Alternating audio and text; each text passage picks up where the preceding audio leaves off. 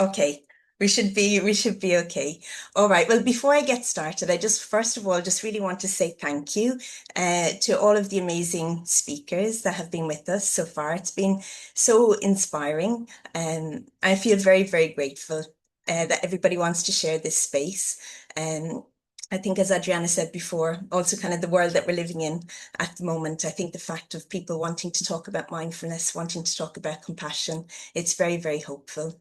And also thank you to Anna, my teammate, who is doing a wonderful job moderating and keeping our energy high. Thank you, Anna. Um, so I want to talk about lessons from the garden.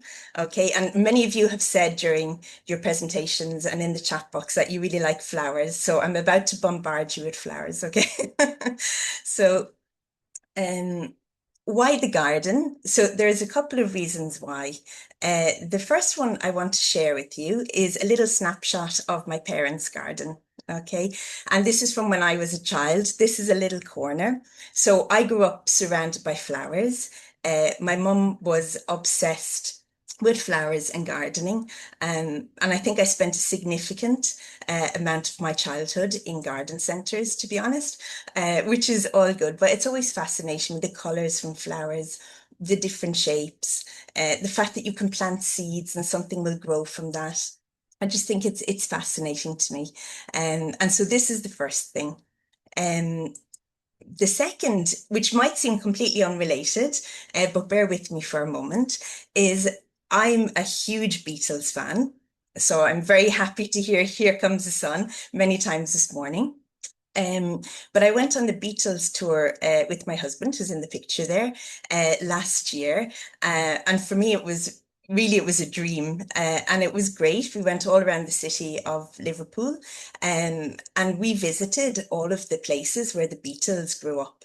Um, and what was interesting was when we went to one of the houses, which was George Harrison's, we saw that he grew up in a very small terraced house where he didn't have a garden. He actually just had a yard behind his house. But the tour guide said to us, George Harrison always said he never wanted to be remembered as a Beatle. He wanted to be remembered as a gardener. And I didn't really understand why. So I did some digging, excuse the pun. And I wanted to find out a little bit more about why George Harrison wanted to be remembered as a gardener. And one of the things that I knew, but I didn't really think about was how young the Beatles were when they weren't the Beatles anymore. They were only about 28. They're only about 28 years old. Sometimes we forget about that. That's kind of when Beatlemania came to an end. And obviously they went in different directions. And George Harrison sort of stepped away from music in a certain sense. I mean, he went on recording some songs, but that's not really how he spent most of his time. He spent most of his time gardening. So when the Beatles sort of went their separate ways, he bought this old, rambling, derelict Victorian Gothic estate called Fire Park in Henley-on-Thames in the UK. And he basically brought this building, these gardens back to life. And they were sort of put together by a person, and I had to write his name because I wouldn't remember. Frank Crisp, who was a horticultural enthusiast, and he had created these amazing gardens with fountains and waterfalls and secret gardens, but it was all left to ruin. And so it was only sort of later, when George Harrison bought this house, that he started this slow project of bringing these amazing gardens back to life. And it took him about 30 years to do it. And he was also quite famous in the sense that he also brought a lot of endangered plants into the garden. And you might kind of think endangered plants, but there are more endangered plants than there are endangered animals. And we never really think about that. And so Country Life did a whole article on this, and they referred to his garden as a tangled jungle. And slowly, slowly, as I said, he brought it and made it something really, really special. Um, and so later on in life, when he was asked how he wanted to be remembered, he said, I want to be remembered as a gardener. And you can see a little excerpt from one of the many talks he gave about this, which is I could try being a pop star forever and going on TV and doing concerts and being a celebrity, or I can be a gardener. He said, I love being close to nature. It makes me feel very peaceful. And that is very much how I feel as well. Sometimes I feel like I'm actually on the wrong planet. I sometimes feel that as well. I think many of us do. It's great when I'm in my garden, but the moment I go out of the gate, I think, what am I doing here? And when he published his autobiography in 1980, I was just 1 year. He dedicated it to all gardeners everywhere. And this story for me was very, very inspiring. And it made me reflect. So this was earlier this year. This was in January, that I heard about this story of George Harrison, and it made me really, really think about my journey. Um, because I sort of had not a similar experience. I don't have a Victorian estate, but I have a house that my family and I bought after the COVID pandemic.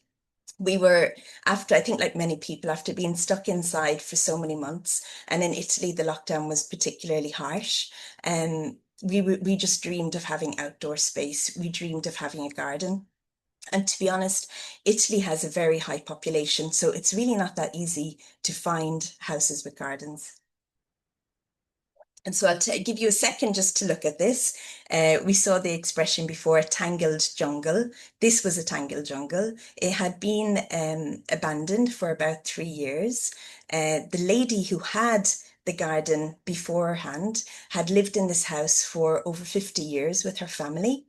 She had 6 kids and spent loads of time in the garden. And all of the neighbors used to tell us, oh, the garden, you should have seen what the garden was like once upon a time. And she had planted so many different types of plants and trees, but you couldn't see anything. What you can kind of see on the left is ivy. And ivy can be something very dangerous for a garden because ivy will suffocate everything. And so in the middle, where you see this big patch of green, there's actually a rose underneath it, which has been suffocated by ivy. Um, and so you can imagine the work it took slowly, slowly to somehow rediscover what was in the garden. We didn't want to do anything dramatic at the beginning. We just wanted to clean it, to understand what was there because we really didn't know what to expect. And it's a garden, as we know, a garden changes with the seasons. So what might seem dead in winter can all come to life in spring or summer. Um, and this is our garden now. So you can see lots of roses. And the one at the end on the left is the rose which was covered with all of the ivy. And it's always the first rose to bloom in our garden. And I always feel the rose is almost saying, thank you for saving me. In other parts of the garden, it was just so barren and dusty almost. And so also there it was a big job to, bring all of this greenery, all of these flowers back to life. And it was a big project and we just loved doing it so much. And it took us, I'd say, the whole time we've been here, about 5 years, and it's still a work in progress. And so there've been so many surprises, so many things that we've come across, so many lessons that we've learned as well. And so after this experience with George Harrison and listened to his story, I was very excited to put something together about lessons from the garden. And I'll be 100% honest with you. There's the long version of this presentation, and there's the version I'm going to do with you today, because I got completely carried away and I could probably sit here and talk about the garden and lessons from the garden for about 5 hours, but it's not fair because you've all been brilliant to wait until now and you have to have your lunch as well. So we're just going to look at these ones. So why the garden? I hope it's clear. It's really a passion of mine also being outside and being in the garden and being in nature in general. I'd like to look at time, diversity, a beginner's mind, which Zainab mentioned this morning, and actually a couple of the things that have been mentioned during the morning I'll also talk about, and gratitude. Okay, so talking about time, you have to be so, so patient as a gardener. And we know you have to be so, so patient also as a teacher. And growth takes time. growth takes a lot of time, and so you can't just expect a garden to grow overnight. Sometimes people go to greenhouses, they go to garden centres and bring flowers back so they don't have to wait for them to grow. But then those flowers come into a new environment and very often they die. And then you have to wait for the flower to bloom again. And so you have to be very, very patient as a gardener. Um, One of the discoveries for us when we first moved in was on a part of a terrace that's in the garden. We started seeing um, these sort of little growths, and we weren't 100% sure what they were. When the purple started coming out, we understood it was a flower, but before we had no idea what it was at all. They just started growing around like the end of March. And then slowly, slowly they started opening. And we were saying, wow, this is amazing. It's beautiful. And they started getting bigger and bigger until we were just surrounded by purple flowers, and we were in shock. And this was the first year that we had the garden. And so we hadn't planted anything. We didn't want to bring anything into the garden until we got to know the garden. And so this came out, and it were basically the first flowers that we had after the winter. And they were just so beautiful, and we were shocked when we saw them. But these flowers, and this is from the wisteria, they only last 2 weeks. And so they are a lesson in itself in mindfulness, that you have to go out, you have to think of the scent. I mean, Anna, you asked me before about the scent. The scent of wisteria would make you almost hysterical. It's amazing, an amazing scent. But only 2 weeks, and then all the flowers turn to leaves. And then you have the wisteria snow that you have to sweep up for about a month. um, but thinking about time, so we saw this sort of development of the wisteria blossoming. And then it became this hive of activity because also the wisteria attracts lots of bees and lots of animals. So we try, even if it's raining or cold, to have at least one meal under the wisteria when it comes out. And it's April time, so sometimes we're lucky, sometimes we're not. Um, but when we're having lunch, you can hear all of these bees buzzing above our heads, which my husband and I think, is really, really nice. My daughters sort of less so. They get a bit nervous with all of these bees coming for lunch. But I wanted to talk a little bit, because I am going to use obviously the garden as a metaphor to talk about the classroom and students as well. And so when we think about time, I'd like to start with a little mindful activity. Um, and this is a mindful looking activity. So thinking about what we saw before of the wisteria opening, this is a time-lapse video where we're going to see flowers opening, and it's really, really beautiful to see. What I would ask is for you to watch the video. If you find your attention starts drifting away, that's absolutely fine. If you start thinking, I wouldn't mind a bowl of pasta or something, that's fine and completely understandable. Just try to bring your attention back. It's about 1 minute, and as Adriana told us a couple of minutes ago, 1 minute can be significant. So let's try to bring our attention to this.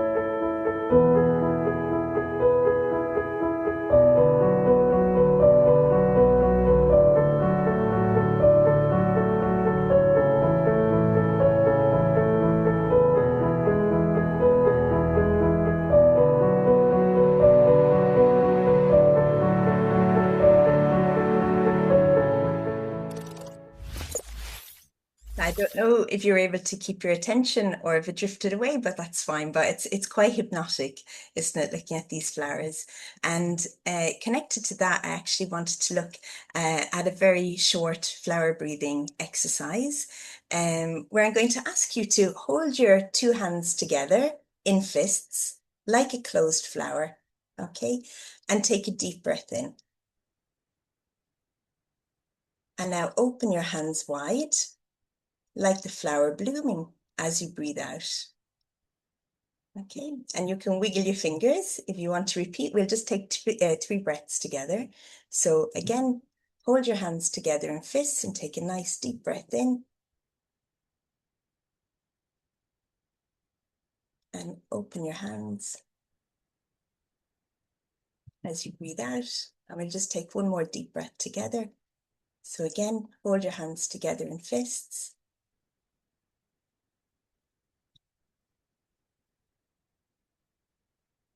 And it's a very short flower breathing activity, which I like doing with students in connection to this video. There are also other flower breathing, which is with kids, for example, if you get them to draw a flower and then they can breathe in and breathe out as they go around the petals. This is from a lovely resource called You Are a Gardener, and I'll be talking more about that later on. So going back to the classroom for a moment now and thinking about time with our students, I don't know if your students ever ask you the question, am I improving? Do your students ever ask you this? Some of you are smiling. Yeah, and there's a part of me, I always welcome any question from students, but there's a little part of me that always feels if they're asking me the question, they don't feel they're improving. And if they don't feel they're improving, possibly their motivation is low as well. And so sometimes it's important for students to think about time and that you don't learn a language overnight. I worked as a director of studies in a school for many, many years, and a part of that responsibility was testing new students. And very often you'd get the question, so, when will I be able to speak English fluently? And you're sort of saying, oh, should I say the truth? Years and years, or, it's one of those things, and it depends so much on the learner, on the teacher, on the circumstances. Sometimes students think learning a language, this is the goal and that's where I'm going to get to. But it's not like that. Sometimes we start learning a language, we start doubting ourselves, thinking, oh, I sound really silly when I speak Italian. Or you start learning and then you start failing and you get a bit demotivated. So you practice a bit more and then you feel a bit lost. So I don't really feel like myself. I realized, and I've mentioned this in other talks, that I was incredibly shy as a teenager, and my shyness came back so much when I started speaking Italian. I felt like I was reverting back into being an awkward teenager. And then maybe you start getting the language, then you start struggling, and then maybe eventually you achieve it. And so it isn't this linear pathway. Um, so I wanted to share just two or three ideas of things which could be interesting to get students thinking about the time it takes to learn a language and the fact that it's a journey, and we should also enjoy the journey. One is the language mountain activity, which is where if we actually brainstorm with our students, what does it mean to know a language? We're talking about vocabulary, pronunciation, listening speed, slang, grammar, having the confidence to speak, cultural understanding, because maybe when I speak in Ireland, it's going to be very different when I speak in India. Cultural understanding, reading, spontaneous speaking. If somebody says to me, how was your weekend? Am I going to be able to just speak back? There are a lot of things there. And sometimes it can be useful for students to think about that. And so students can kind of map this, it's a group effort as well in class, as a mountain or a skill tree, and then sort of think, check in with it every now and again, where I started, which could be confidence. My confidence was so low. Is that becoming easier? What still feels hard? And so they get the feeling that it is a process and that there are good days and that there are bad days. But time is key. And with time, we can do anything. Um, a lot of the growth that happens, we can't see. A lot of the growth happens underground. Um, and so another activity which I do very, very often with students is I get them to record themselves. Is this something that you also do? Do you ask students to record themselves, listen to themselves? Um, maybe some of you do. But this is very powerful because, we do sometimes not realize at all the progress that we're making. And so it could be a case of students just at the beginning of a unit, maybe recording a 30-second or a 30 or a 60-second response. It could be part of their homework. I could be talking about anything, describe your weekend, introduce your family, talk about your future plans, or if they're doing exam preparation, very often they have to speak for a minute or so. And then try to do it again, maybe after you've done vocabulary input, after you've practiced pronunciation, after you've looked at some grammar points, and see how they feel. And I think sometimes for them to hear the improvement themselves is much more powerful than us telling them that they've improved. Another idea as well is sort of similar, which is instead of getting them speaking, is just to get them to redo an old task. So for exam practice, again, I get students to do this very often, that maybe they go through an exam practice and then we do it again. After we've done all of our input, we do it again maybe a month later, and then they can compare. And so they have the evidence, let's say, that they are actually improving. And sometimes that surprises them, but it's very powerful psychologically when it comes to their motivation. And so this is something about time and the time it takes. So I'd like to talk about diversity. When you talk about a garden is beautiful because of diversity, because of all of the different shapes of flowers, all of the colors. Some are large, some are small, some are blue, some are pink, some are purple, and it's wonderful. And in a garden, diversity is celebrated. But in the real world, it isn't always celebrated. It's not always cool to be different.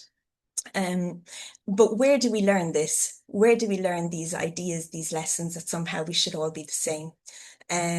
I'd like to share just a tiny bit of this video with you, which was made by the BBC, where you might have seen it, and it's a lovely video where they ask little children, how are you similar or different to your friend?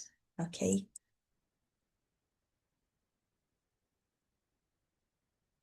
If it will start. Oh, just a second. I have no patience.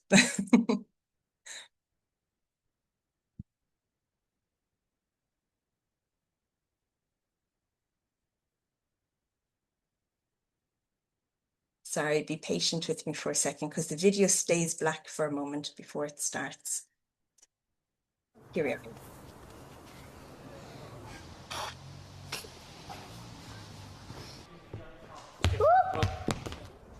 What makes you two different from each other? I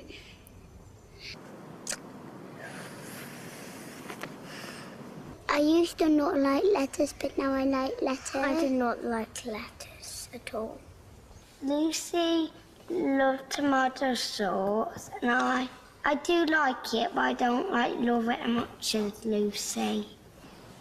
Don't have the same. Our Arthur lives down the hill, and I live up the hill. No, I have smaller toes than Artie. Adia likes goujons and chips, and I like sushi. And they're different. Okay, so you get the idea, and I think to an adult's eyes, when they say how are they different, we have very, very different answers. And so the question is, when do we learn this? When do we learn to see all of these differences? Never stops talking. She never stops talking. Okay. So diversity is not about how we differ, but it's also about embracing one another's uniqueness. And that's such a beautiful word to say, to be unique. But it's a very difficult thing to be, especially if you're a teenager. Nobody wants to be unique. People want to be the same as everybody else because that's safe. That's a safe space. And so I'd like to talk to you about the story of a little boy. And this boy has red hair, as you can see. And I'm Irish, so a significant amount of the population has red hair. My daughter also has red hair. But it's something very rare, actually, to have red hair. especially with red hair and blue eyes. It's only 1% of the population. But sometimes when you have red hair, that's not always seen as a positive thing. And sometimes people get nicknamed Ginger. Okay, which is it's supposed to be a little bit offensive, even though it shouldn't be. Um, this particular boy had red hair and he also had very bad eyesight. And when he was born with quite a big birthmark on his skin. And his parents decided to get the birthmark removed. And when they got the birthmark removed, unfortunately, it formed a speech impediment and it gave him a stutter. And so you have a little kid with red hair, big glasses, who has a stutter. And so you can imagine he was bullied a lot. Um, he was unique, he was different, but that wasn't being celebrated. But he had a refuge, and somebody has written in the chat box, his refuge was music. He was very talented when it came to music and had a musical ear. Um, and you might start having an idea who this could be, but a brilliant, brilliant musician. And what he understood as he started getting older and he started getting into rapping was that when he was singing, his stutter would disappear. Are you recognizing who this is? Let me check the chat box. Maybe. Yes. Well done, Carla. Yeah, it's Ed Sheeran. It's Ed Sheeran. And I love sharing this story with my students as well. He had the courage to start busking on the streets, and obviously he was discovered. He's a mega superstar now, but he didn't have the easiest start.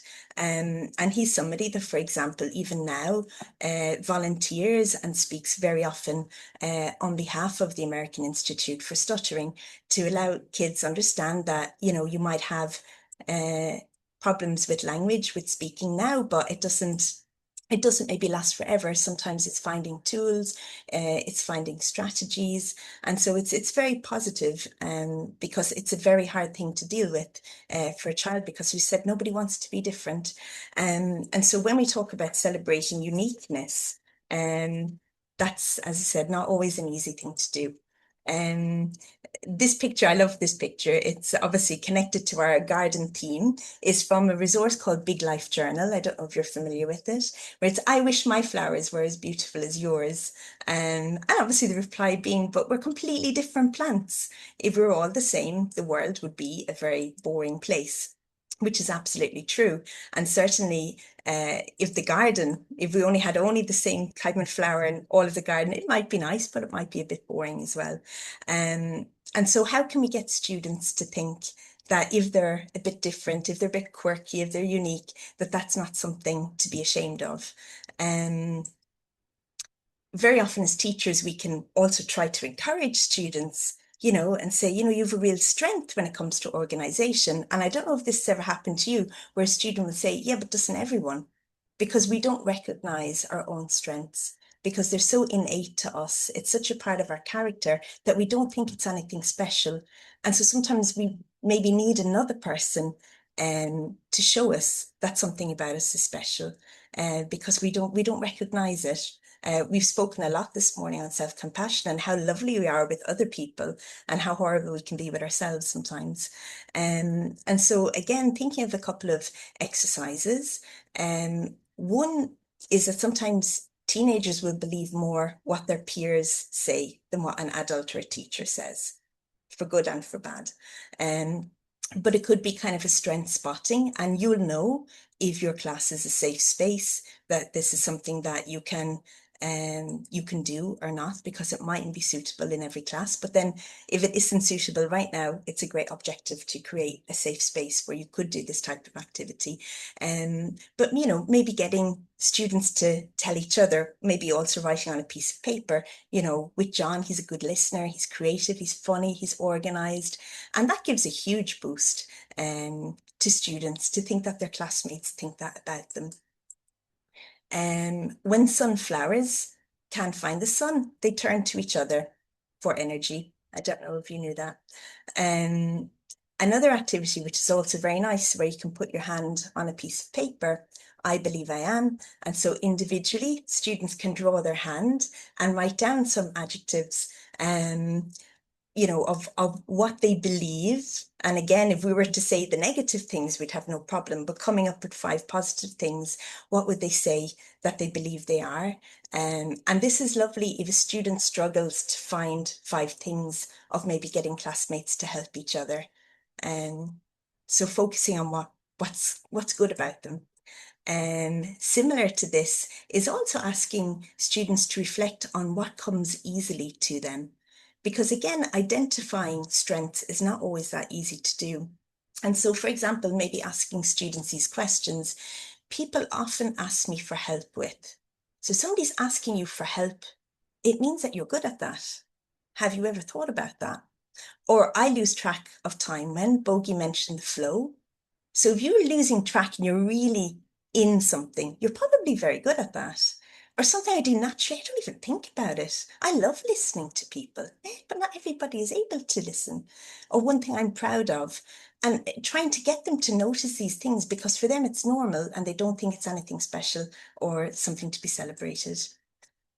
We saw the power of yet. So we've seen lots of things for consolidating lots of ideas. Again, thinking of, things like brave, kind, imaginative, that, these are things that are definitely me, sometimes me on a Monday, not on a Friday, or I would like to grow this. And, talking to students about the idea of neuroplasticity, that the brain is constantly growing and changing. And, Zainab was talking about fixed mindsets and growth mindset in the first webinar this morning. And this is important, and we're going to talk more about this in a moment. But if speaking kindly to plants can help them grow, I have great conversations with my plants. Just imagine what speaking kindly to humans can do. And just to show you another shot, we're very lucky where we live that there are lots and lots of sunflower fields. And this is the moment sort of the year. So you have to have obligatory sunflower selfies. But the colors are just shocking. It's just yellow, yellow. It's so beautiful. But we went, when the sunflowers come out, we always make an effort to go for a walk and see them and take pictures because they're just so lovely. And again, they're fleeting. But we went one night and we actually saw this. This is a real photo, which was so hilarious. All the other sunflowers were turning in one direction and just one was facing. I thought that sunflower has attitude and it's not frightened to be itself. Okay, so talking about a beginner's mind, sorry if I'm going a little bit quickly, I'm aware of time. Talking about a beginner's mind. So a beginner's mind, as Zainab was mentioning, is trying to see things with curiosity, trying to see things with an open mind, trying to see things differently. And if we think about nature, nature isn't perfect. Okay, it's not perfect, but it is perfect because trees move with the elements. They can be contorted, bent in weird ways, and they're still beautiful. And so I want to show you some snapshots, thinking of the beginner's mind. If I showed you this, what do you think it is? So we're focusing on details now for a moment. Yes, you're very good. So that's Butterfly. butterfly. Yes, yes, it's a butterfly. Well done. I showed you this. I love doing this with students. And this is a very mindful looking activity at the start of a lesson of just having something on the board when they come in to get them focused on. Can you identify some of the animals? Okay, you don't need to, yeah, zebra, peacock. And if you just look at the details, look at the eye. Some of you have written an owl. Look at the eye. Look at the detail of the owl's eye, the colors of the feather of a peacock. Don't you just want to touch the skin of the zebra? Okay, you're very good at this game. Well done. I give you positive praise. When we talk about the beginner's mind, as you said, Zainab mentioned earlier, in the beginner's mind, there are many possibilities. In the expert's mind, there are few, because experience can make us feel that we already have all of the answers. And so we stop being curious about things. But the beginner's mind is about curiosity, openness, humility, presence. I did a lovely course last year, which was on mindfulness and photography. And one of the activities we were asked to do was to bring a beginner's mind to objects, things, places that we had seen many, many times. You could do this inside the house, you could do it outside the house. I chose my garden, and we had to focus in on the details of things. And it really was like looking at them for the first time, looking at the spikes, looking at the colors, looking at the pollen, looking at the shade, looking at the textures.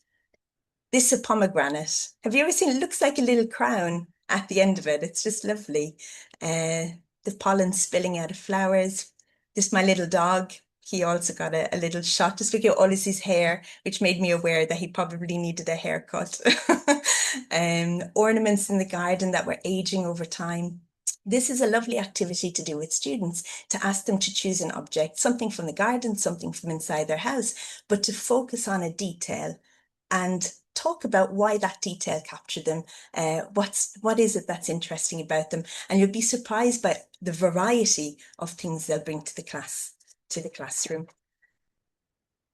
So thinking about drawing, and I know I'm kind of running a little bit late. Am I okay here for time, Anna? You're okay. Yeah. Ish, yeah. We've Okay. got 10 minutes. Okay, we mightn't get to do everything, but let's see. So this has already come up this morning as well. So for some people, when they see the word draw, they will follow. If I say, let's draw, I can't draw. Okay, and that's okay. And drawing terrifies lots of people. But I want you to have a little experiment. Okay, if you have, and I know you've been drawing and doing things already, if you have a piece of paper and a pencil, I just want you to do one thing. Okay.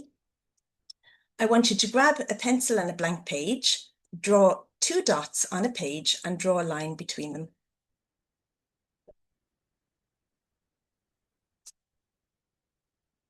Okay, have you drawn your line?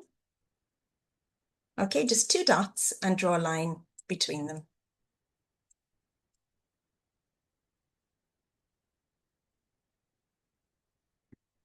Okay, if you don't have a piece of paper, you can just use your fingers and draw a line. Okay, if you've successfully drawn a line, you can draw. You can draw. Drawing is only about lines and shapes. Everyone can draw, okay? But we don't always feel that. So what about if I were to ask you now, would you like to draw a butterfly? Now, I know a butterfly isn't a line, but if you would like to draw a butterfly, I'm going to give you some help in this, of step by step drawing a butterfly, that you can start with a little petal shape, long petal shape. You can add 2 wings, so it's like Mickey Mouse. You can add 2 smaller wings. You can add a little face. You can add the feelers. You'll get the recording. So if you don't have time to do it now, no stress. This is something that you can maybe practice. So this is, maybe you've drawn a very, very quickly. I don't know, maybe you've drawn a very successful butterfly. What about if I asked you to draw a grasshopper? So you're kind of going, okay, now you're sort of overdoing it, Chantal. But the same thing. A grasshopper is basically a long rectangle with legs and kind of a big P-shaped head. Or if I asked you to draw Fred Astaire, if I asked you to draw a tap dancer, you draw the head, you draw the body. Look at, if you break it down, you had his coat. Lots of my students have drawn tap dancers. And these drawings come from these, maybe you've come across them before, these lovely books by Osborne, which are step-by-step drawing people, step-by-step drawing animals. And it kind of goes back to what Bogie was saying before, you know, if you do drawing in classes, that learning English, well, apart from the fact, again, that the instructions can all be done in English, the brainstorming, the frustration, the love can be shared in English. It's also the fact that sometimes it can challenge our thinking, because sometimes we stand in our own way. And so, you know, by challenging our thinking, we're maybe challenging our mindsets. And we can maybe be a bit kinder to ourselves, think, oh, I didn't think I could draw, but this butterfly is not so bad. So if I can draw, what else can I do? And so you're kind of opening that question. Maybe everything I think about myself isn't true. Your limitation, it's only your imagination. And as I said, sometimes we stand in our own ways. We tell ourselves so often we can't do things when maybe we can. Okay, the last thing I want to share with you is gratitude. Gratitude is, and I think I'm speaking to the converted here. Gratitude is life-changing. It decreases cortisol, the stress hormone, by 20%, focusing on the positive. There are days when it's easy to do that. There are days when it isn't easy to do that. But if we think back to our metaphor of the garden, your mind is also a garden. Your thoughts are the seeds, and you can grow flowers or you can grow weeds. And so we have to also kind of think about what we're feeding our mind, what kind of thoughts. We have a negativity bias. I have it as well. We all have it. I'm not immune, where our brains pay more attention to threats than to opportunities. They remember one criticism more easily than 10 compliments. They notice a problem before they notice good news and spend far more time analysing what could go wrong than appreciating what's already working well. And we're kind of supposed to do this because it's part of evolution. Where we were programmed to look out for danger, that's how we managed to survive. If we think of the part of the brain, the amygdala, the threat detector, it's one of the oldest, most primitive parts of the brain. And for thousands of years, this was an adaptive strategy. It meant that our ancestors could detect danger quickly. So it's very important. The problem, though, is that we do have the bias to think of the problem or the negative rather than the positive. So I wanted to share, I did promise you I was going to share this resource with you, youareagardener.com. And these images are directly from this because they're just so lovely. They're so well done. In this case here, as we said at the moment, if you listen to the news, you possibly mightn't go outside the door. It's like George Harrison, you just stay in your garden. So we're constantly bombarded by negative news, breaking news, storm weather, this is happening, that's happening. And that has an impact on our mental health, and it results in a lot of worry. And that worry can carry with us all through the day, and it can carry us right into the night as well. Maybe waking up in the night worrying, thinking about things that happened, things that might happen, and we can drive ourselves crazy with that. And one of the things that can help us is trying to practice gratitude, trying to find where the light is. And so this resource here is very nice with the 3 steps. The first is just noticing the loop, so the worry loop. When the same worry keeps playing over and over and over again, noticing it. And that's also where mindfulness somehow comes in, where you can say, Then stop watering the weed, pause the repeated attention by being given to the worry through constant checking, scrolling, replaying, overthinking, somehow trying to pause that. And then trying to plant gratitude instead. Gratitude is one of the most powerful gardening tools for redirecting worry loops because it helps shift attention away from fear and towards healthier thoughts. It helps us reach a kind of a balance. So instead of continuing to water the worry weeds, gardeners can begin planting seeds of appreciation, connection, calm, and hope. You might think, well, that's wonderful, but how do you do that now? And there are so many different things. Adriana mentioned this as well earlier, maybe writing in a gratitude journal. If a journal seems like a big word, it can also just be a slip of paper, just something, maybe one positive thing that happened to you in a day. A gratitude jar filled with thankful moments, which is lovely with students also to do during the year. Maybe saying 3 things you're thankful for out loud, so your brain hears it. I'm thankful for. Drawing or writing about a positive memory, thanking someone who also brings encouragement, focusing on something good which is happening in the present moment. It can seem like the world is on fire sometimes, but there's so much good. We don't hear about it because it's not newsworthy. Looking forward to something exciting, comforting, meaningful ahead, or looking through photos, memories that give you joy, that give you connection. There's so many different things. So thinking of what I'm grateful for. I said you can start with one thing, and then maybe you might think of another thing, and then you might think of another thing, and that list might start growing. What you choose to focus on will grow. Whatever we give our attention to gets bigger and bigger and bigger. And so we have to be careful what it is we're giving our attention to. We know that even with the algorithms, if you go on Facebook, LinkedIn, Instagram, whatever you click on, whatever you're giving attention to, that's all you're going to see. My news feed is full of Barack Obama at the moment, as they've just opened the presidential center. Like, that's all I see, but that's also something positive.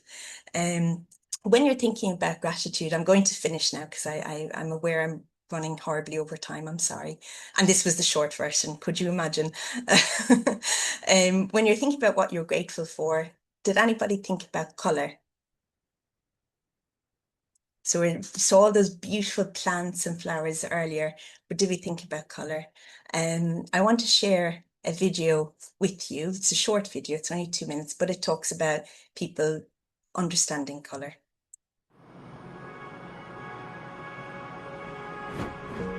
I didn't really know there was such a thing as colorblindness at the time. I think I was 6 or 7. I thought maybe I wasn't intelligent enough to tell, because I didn't know, and I didn't tell my parents, so I stopped painting and drawing. There's some drawings where I wish I could see how my kids put the colors together and what they were visualizing. It's not that I can't name them, there's nothing there. That's gray, and that's gray, and that's gray.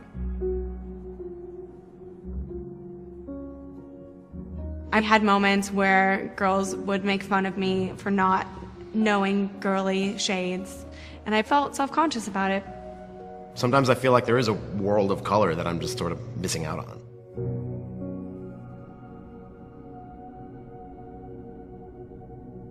Color blindness is a situation where, because your eyes are different than someone else's eyes, you don't see the world the same way. Commonly, red and green don't look different, but look the same. So if there's a kind of a color filter, kind of glasses that would separate colors, they suddenly can see red and green. There's nothing wrong with the wiring. The problem exists in the eye with the photopigments. So Valspar is working with us at Enchroma to bring color to everyone. We developed these glasses to enable colorblind people to see color for the first time in their lives.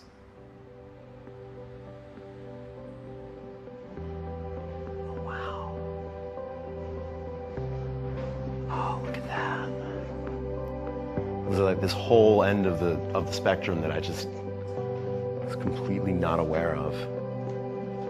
I'm like getting misty. This is amazing.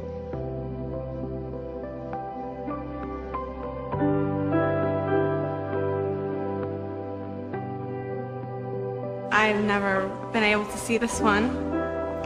And I just want to cry a little bit. I never realized like how much I was affected by the fact that I can't see the world like the way that other people see the world.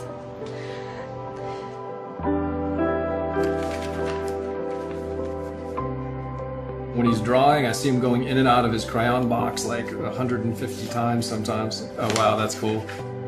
And now I kind of know why. There's a lot more colors here. All these things that are intentional in life, I never caught on to it.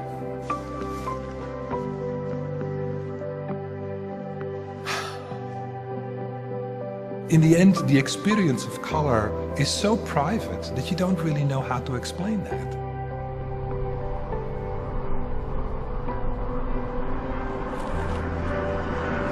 So is that what you guys see every day? Yeah? Yeah, just everything's flatter. Everything's, yeah, kind of, yeah. I don't want to take them off. It's just dull. It's a little dull, to be honest. I never really thought about my color blindness that much. It was just something that I had, that I dealt with, and that wasn't really a big deal to me. But color is an amazing experience that I think people probably take for granted.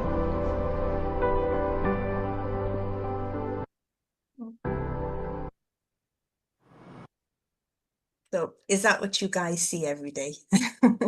As I said, perhaps we take it for granted. And so thinking about gratitude, it's this idea of just trying to catch a moment as it goes by, stop, breathe, notice, and then we go on with life. But those little moments can remind us of all of the good that there is. And there's so much beauty, not just in a garden, but outside our doors. Okay. Um, so we've spoken about why the garden, time, diversity, a beginner's mind, gratitude. And I want to thank you all for being here. And I'm so sorry for going over time. Please forgive me. Okay, and I'll stop sharing. Thank you so much, Chantal. That was, I think we can all agree, that was so inspiring. I still have some tears in my eyes from that was very emotional video. It just made me realize, how much we take for granted and how lucky we are. And I was just thinking how grateful I am that I can see color. And just like you, the garden means so much to me. And I can see the beautiful colors in the morning when I get up and I'm very lucky to go and pick vegetables from my garden. Also, what it gives us. So many lessons for us to take from the garden. Thank you so, so much. So yeah, so we're coming to the end of Here Comes the Sun. Can you look out the window again? Is the sun there? Can you see the sun? Yeah. Is the sun inviting us to go out?